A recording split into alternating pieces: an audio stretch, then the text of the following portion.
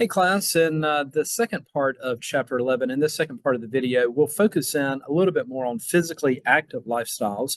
Um, and we're really looking at what kind of general advice can we provide for athletes. Now, we're all needing to get physical activity. We talked about exercise, physical activity. We talked about times like, trying to get that 150 minutes of that moderate intensity type of exercise a week and the 75 minutes or 75 minutes of vigorous activity a week.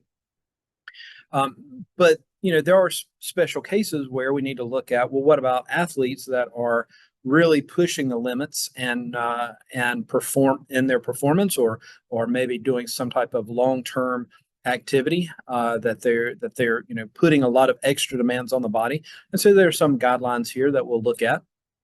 Of course, there are certain factors that enable athletes to have even better performance, and sometimes it's just their genetics.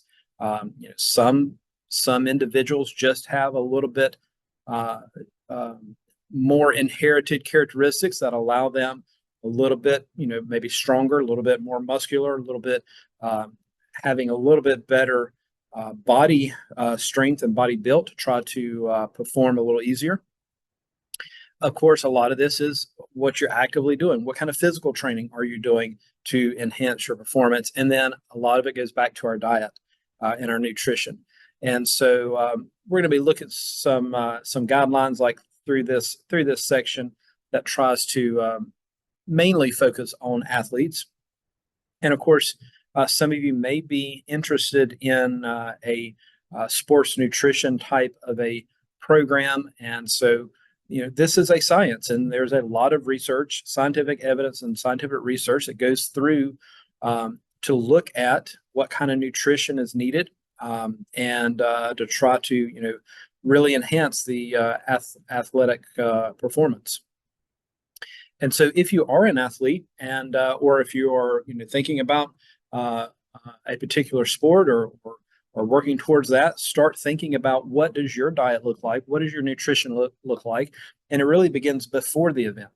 And so, and I think a lot of us have seen this before. We need to try to load up on some carbohydrates before an event. That's generally a recommendation. And, based on current research, again, that sports nutrition, sports medicine, sports research studies, they suggest a couple hours before the event, try to load up on some carbohydrates, and they give you some basic guidelines there based on the individual's body weight. But we know things like, and there's some tables you can take a look at in the textbook that gives you kind of some guidelines there for carbohydrates. Be careful about the fat intake, of course, but high carbohydrate, and again, we're looking at energy, we're looking at quick energy, but we need to load up on those carbohydrates prior to the event. Things like pasta, obviously, things like breads or rice, something that has a high concentration of easily accessible carbohydrates prior to that type of athletic event.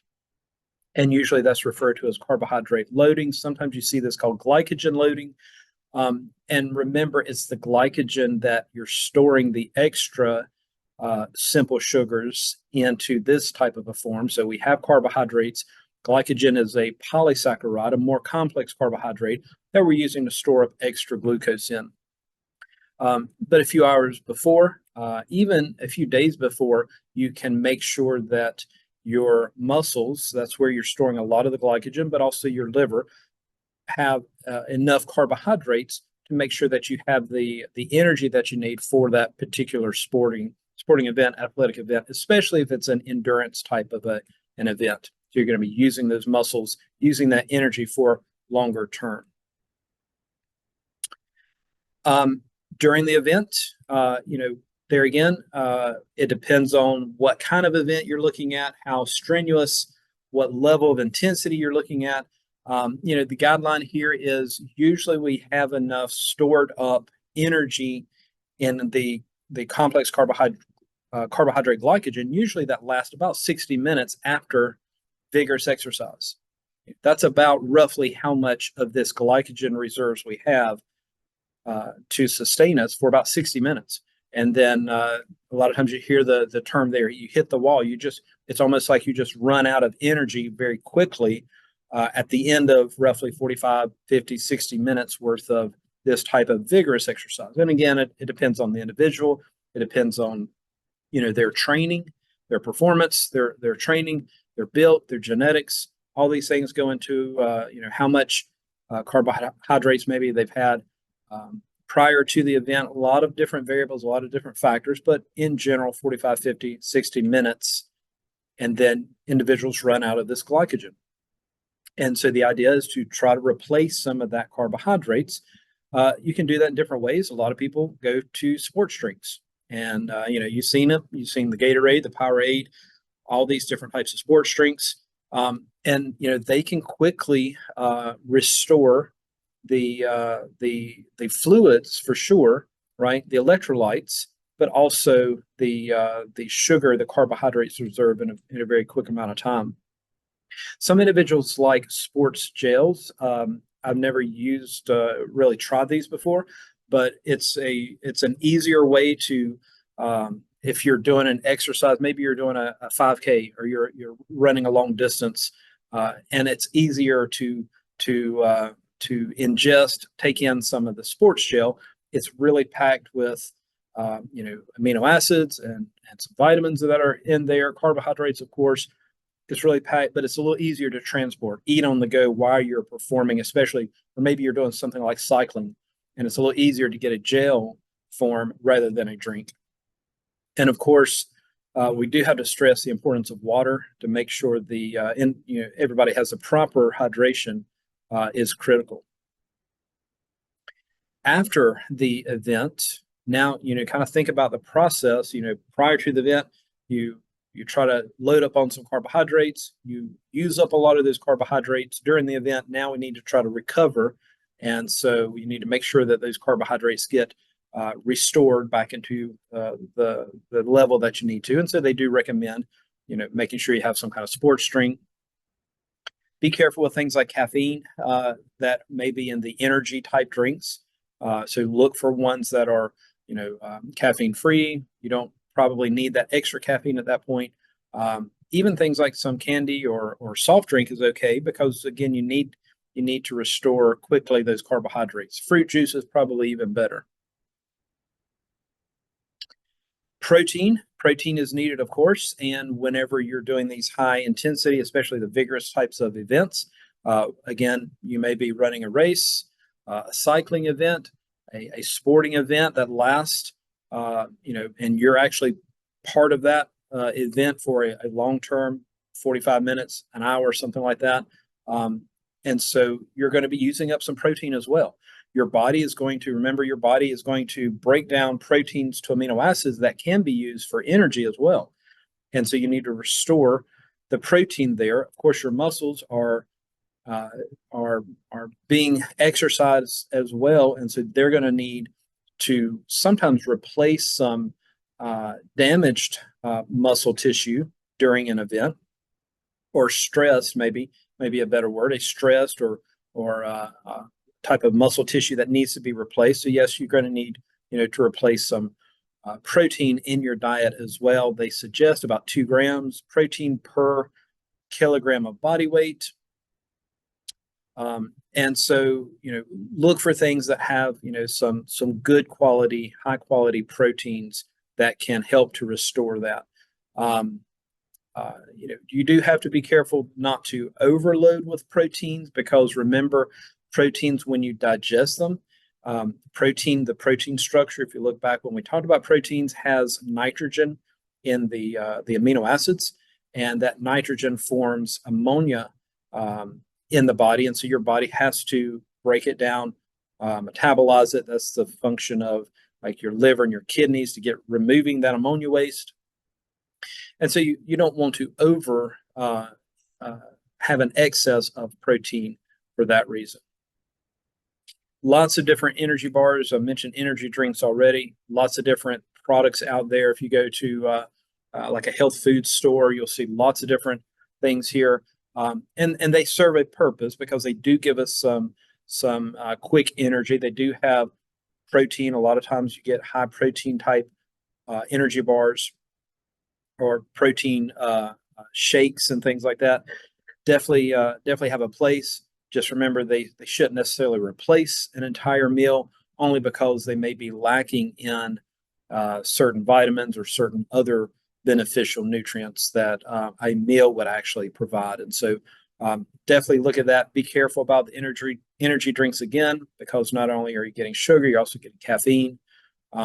And so, just read those packaging labels. Definitely focus in on water itself. You can see different guidelines for water. Your textbook has your guidelines here, about 11 cups a day for women. That's a little over 2.5 liters. 15 cups a day for men, 3.5 liters. Of course, lots of different variables that will influence how much water. Basically, we're trying to replace any water that we lose on a day-to-day basis. We're trying to balance that, fluid balance. And so if that exercise or if that athletic event, you're losing extra fluid because of the level of performance, or because of the environmental conditions, maybe it's really hot and you're sweating a lot and you're losing extra fluid, you're going to need to balance that with what you lose. And so, and it has to do with your overall fitness level, your genetics, your physiology as well. And so, we need to be careful that we don't overhydrate. And we've probably been there before. We've done some kind of high intensity exercise, and the first thing we want to do is just drink, lots and lots of water. So we do have to be careful that we're not taking it in too quickly. It can cause some overloading conditions on the kidneys if you're just drinking lots and lots of fluid very, very quickly. So you do have to pace yourself a little bit, but make sure that you are getting the proper hydration. You also have to, I mentioned, the environmental conditions. You have to be very careful with heat-related illnesses. The textbook here kind of mentions 3 heat cramps, heat exhaustion, and then the most dangerous, heat stroke. And so, depending on what kind of exercise you're doing or activity, sporting event, depending on the environmental conditions, of course, the time, the season, the location, wherever you're at. Is it inside? Is it outside? How is the humidity? What's the temperature like? Is it dry? All these different conditions can lead to heat-related illnesses. It could be as simple as cramps caused by the heat. That's a kind of a warning sign to say, you need to back down. You need to take a break, cool down, get some fluid. It could progress into heat exhaustion. And so there again, you're in a hot climate, hot, humid condition. You're sweating a lot. You're losing water. You're also losing the sweat contains salt, so you're losing electrolytes, and so your body starts to display even more symptoms. You may even start to get, flush on the skin, maybe a headache. You may start to get a little dizzy. Your blood pressure may change a little bit. And so you have to be very careful. And then heat stroke is really a serious condition and is a medical emergency there. So here again, keep an eye on the fluids, trying to replace those fluids, trying to reduce any kind of heat-related illness, making sure you're replacing those fluids, and to try to replace what you're losing. And so, you could be almost scientific about this and try to figure out, because it's how much fluid are we losing? Well, it's not an easy thing to really measure just by our sweat or anything like that. You can estimate it somewhat if you weigh yourself prior to that event. Now, I've never tried this before, but maybe some of you have. You can weigh yourself prior to the event, do the exercise, the vigorous activity, and again, this is like a long-term type of exercise event or athletic event, and then weigh yourself after and see what the difference is. And if there's a significant drop in weight, they suggest more than 2%, then yeah, you're obviously going to need to replace that fluid. And they even give you some recommendations. Drink 2 to 3 cups of water for each pound of weight that you lose during that exercise or during that vigorous activity. This slide kind of mentions a few things there again about sports drinks, and I mentioned this already. Gatorade, Powerade, lots of different brands out there you could choose from. Lots of carbohydrate. They do have other benefits. They do have the water, so it is replenishing the fluid inside of us. There is some carbohydrate content. They do have electrolytes there. They got sodium. That's an electrolyte. And if you look on the nutrient label, the ingredient list is probably going to have salt as one of the main ingredients because it's an electrolyte. And so that's why Gatorade kind of has a little bit of a salt flavor to it there. So definitely look at that. We did mention the drinking fluids too quickly. That's called water intoxication. We mentioned a couple things about that back in chapter 9. So go back and look at that. Other energy drinks may have vitamins added to it, and that's another benefit. You get these vitamins back. You lose some of this again during these vigorous activities, vigorous exercises. So it's good to replace some vitamins either through some kind of vitamin supplement or vitamin drink. And we talked about things like radical formation. You need something there to stabilize those free radicals. So an antioxidant is very helpful. Antioxidant vitamins such as vitamin E and vitamin C, very helpful to get those vitamins back so that you can hopefully prevent any damage to muscles or to the skin or to the DNA tissues and things by replacing the antioxidants through maybe some type of energy drink there. Even iron. Iron, you think of iron, it's a mineral. We need it in our blood cells. But whenever we're exercising a lot, especially long distance runners, we're using up some of that iron. We're using up a lot of, you're transporting oxygen a lot throughout the body. You're using up some of the protein that is, remember the hemoglobin is technically a protein that's inside of our red blood cells. So you also need to make sure you're getting the proper iron amount in our diet. There is something known as sports anemia. We think of anemia as having low iron or low blood volume or low red blood cells, usually due to low amounts of hemoglobin or low amounts of iron. And usually, individuals that are athletes, again, just need to make sure that they're getting the proper nutrition, the proper iron in their diet. Last couple things we look at: calcium. Calcium we've mentioned before as a mineral. We know we need calcium for our bone matrix. We know we need that calcium there for our nervous system. And so again, when we're doing a lot of exercise, vigorous exercising, we're going to be using up some of that calcium. So we just need to make sure again that we're replacing that, especially individuals that are on different diets, maybe restricted diets that may not be getting a lot of calcium. Make sure you do have a calcium source or a calcium supplement. Whenever we're doing exercises that are putting a lot of tension or stress on our skeletal system, that's a good thing. Mechanically stressing our skeletal system, that helps our bone density increase. So that's healthy. And so things like jogging and lifting weights and these vigorous exercises or playing in an athletic event, doing a 5K, that's putting extra weight on our skeletal system, but that helps to increase our bone density. But what you're doing is you're taking the calcium out of the blood into the bone matrix. And so you need to just make sure that you're replacing some of that as well. So last section here, just want to mention this word. It's not a word I think that we use very often. It's an important word, an ergogenic aid. Anything that helps to improve physical performance is known as an ergogenic aid.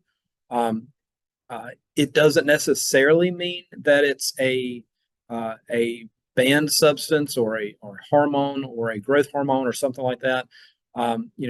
Just having any type, whether it's a food or some kind of device or a supplement. You see this more in supplements. Anything that helps to improve physical performance can be considered to be an ergogenic aid. So it could be water, because that helps us to have a good physical performance. It could be the electrolytes that we're talking about, and so again, a lot of times if we hear about ergogenic aids, usually it's in a negative format, trying to ban certain substances, and I'll mention that in just a minute.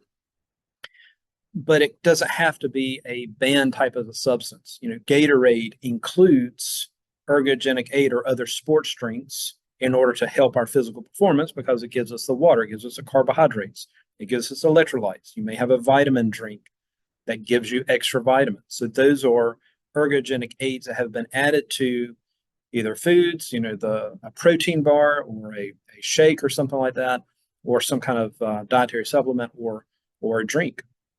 There are some that are, forgot to mention this, caffeine. Caffeine is, according to your textbook, the most widely or the most commonly used ergogenic aid. How many of us, need a little bit of caffeine in the morning to kind of help us get our day started? A cup of coffee, some tea or something that has a little caffeine in it. And there are some definite benefits of that, but that's still considered an ergogenic aid because it does help performance. A couple of things that it helps to do, enhances our skeletal muscle contractions, heart muscles, increases our nervous system function, a little bit of mental alertness, awareness there, increases our blood fatty acid level. So in other words, it's going to give us a little energy there. So that's a good thing. It kind of increases our overall cardiovascular system. Our heart rate usually goes up a little bit, but you do have to be careful with that, because it can have adverse effects, and it can affect different individuals somewhat differently. And so it can have some bad effects because it does increase heart rate. Some individuals have a little bit more of a shakiness feel or a jittery type feel if they have caffeine or if they have too much. Obviously, it can interfere because it does stimulate us. It can interfere with sleep. We don't want anything to interfere with our sleep. Sleep is very critical for our overall health. And so if you're affected by, or if you have insomnia, or if you have problems sleeping, make sure, check your caffeine levels. Make sure you're not getting too much caffeine, especially, later in the day or after lunch and that sort of thing. Caffeine in certain amounts can cause diarrhea. It works like a diuretic, and it can increase urination. So, there again, there's good and bad in that. But just one example here, it is a ergogenic aid, but it is banned by certain athletic groups. NCAA bans the use of caffeine, among other things, many other things. And you can go to their website. That's what I did. Went to their website, and they have a list of substances that they ban that are on the ban list, and one of them is any kind of stimulant. So that would be such as caffeine there. And so there again, just make sure you know the term ergogenic aid. Know an example, something like caffeine as being the most common, or even things like we mentioned, the water, electrolytes, carbohydrates that help to enhance our performance.